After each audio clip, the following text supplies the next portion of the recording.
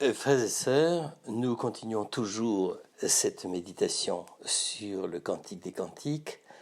Et aujourd'hui, ce que nous découvrons, c'est un aspect que j'avais déjà mentionné. Dans le Cantique des Cantiques, la plupart du temps, les descriptions concernent la bien-aimée, concernent la jeune femme.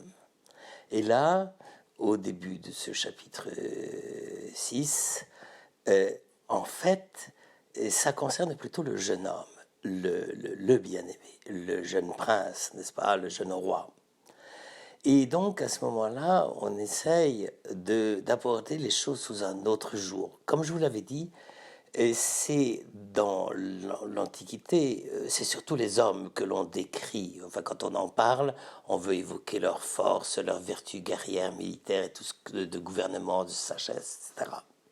Tandis qu'ici, évidemment, la plupart du temps, dans le Cantique, c'est la jeune fille qui fait l'objet de description et qui font l'objet de description davantage dans le registre de la vitalité, de la fécondité, de la douceur, les fruits, la flore, toutes les comparaisons sont tirées du monde végétal en général, avec évidemment la mention de la puissance d'amour et de beauté, de tendresse, etc. Enfin, les fruits, les fleurs, quoi.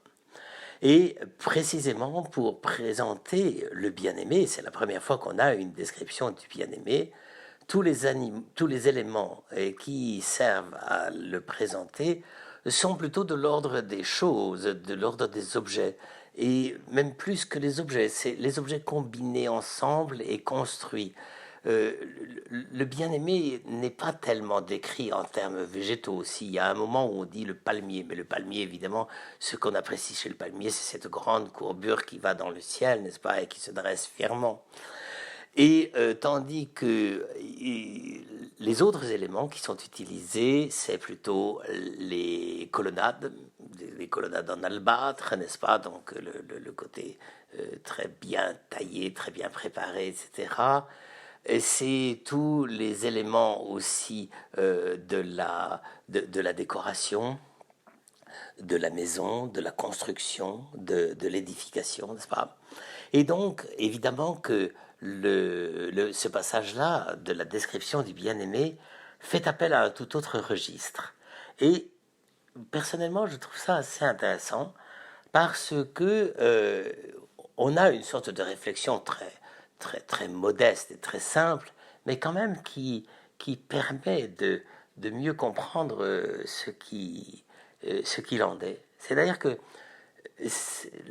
le jeune homme, c'est le masculin, c'est pas la beauté qui est véritablement le point focal pour la contemplation et l'émerveillement amoureux de la bien-aimée, c'est plutôt le fait qu'il est solide, costaud, bien bâti, fiable et j'allais dire presque constructeur.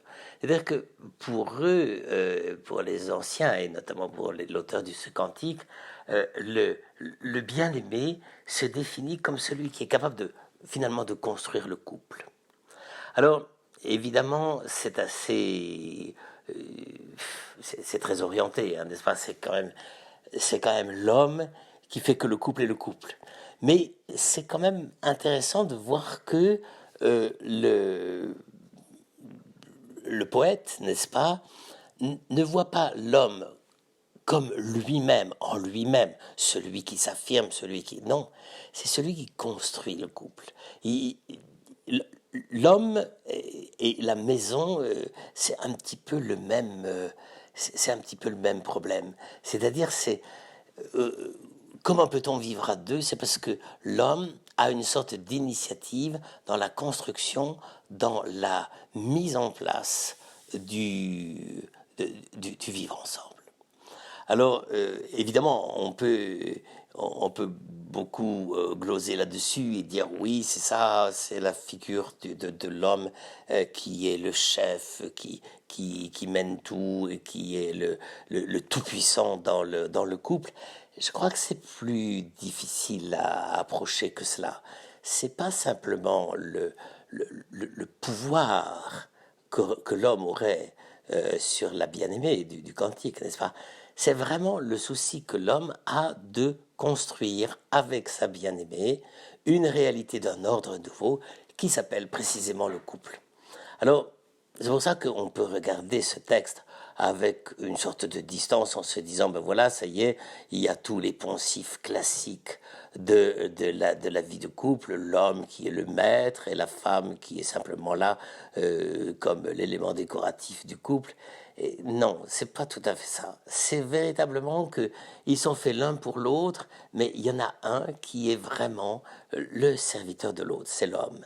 Et donc ça rejoint quand même un certain nombre de remarques concernant la vie conjugale dans le Nouveau Testament, notamment Éphésiens 4, l'homme qui a livré sa vie pour sa bien-aimée, pour l'épouse.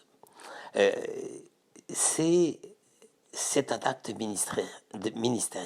Il y a quelque chose de très, très ministère et service dans la masculinité. Sans vouloir tirer trop de conclusions sur le problème du sacerdoce ou autre chose semblable, je voudrais simplement dire que effectivement, il ne faudrait pas que l'homme se méprenne sur le sens même de sa masculinité. Si on comprend la masculinité uniquement comme un pouvoir dominateur, c'est un échec. Si c'est uniquement une affaire d'autorité, la masculinité, alors c'est vraiment pas ça. Hein. Et je pense pas, quand on voit le jeu de scène entre les deux époux, je ne pense pas qu'à ce niveau-là, le poète évoquerait surtout une sorte de domination de l'homme. Au contraire, l'homme est à la recherche du secret de la vie de la bien-aimée. C'est donc sa manière d'être, avec ses colonnes d'albâtre et ses mains qui sont comme un globe, n'est-ce pas? C'est la protection. C'est la main à la fois qui protège, qui tient, qui étreint la bien-aimée, n'est-ce pas? Eh bien, c'est pas pour dominer, c'est véritablement pour construire ensemble. Donc, c'est peut-être ça qui est le plus difficile à admettre et à comprendre dans la vie d'un couple. Et c'est pas nécessairement l'homme qui est, j'allais dire, l'organisateur, le beau mec costaud et qui fait l'admiration de sa femme. Non, c'est celui qui cherche à construire avec elle quelque chose que ni l'un ni l'autre ne peuvent construire seuls. Eh bien, je pense qu'il y a là une sorte de premier pressentiment de ce que pourra être une théologie du mariage telle qu'elle sera élaborée plus tard dans le Nouveau Testament.